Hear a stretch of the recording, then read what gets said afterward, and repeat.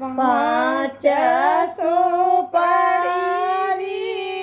पाँच नारियल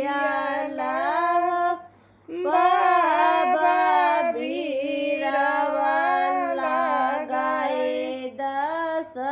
पान कितनी तिलकिया चढ़ाए राजा जनक तिलक लिपा थार भीतर से निकरी हैया जी कवन देई हाथ धई के दिहलिन उठाय इतनी तिलकिया चढ़ावले राजा जनक जी तिलक चढ़ाया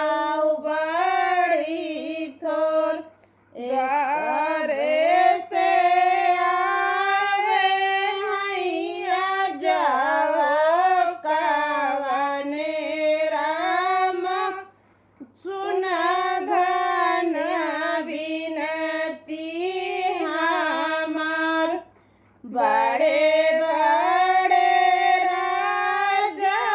हमारे द्वारे बैठे हैं बसी होई है बहुत हमार पाँच सुपारी पाँच नारियल बाबा बीरबल लगाए 10 पान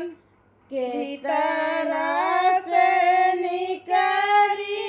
है माई कवन देई हाथ धई के दिहली उठाय इतनी तिलक ना चढ़ावले राजा जनक जी तिलक चढ़ाया बड़ी थोर द्वारे से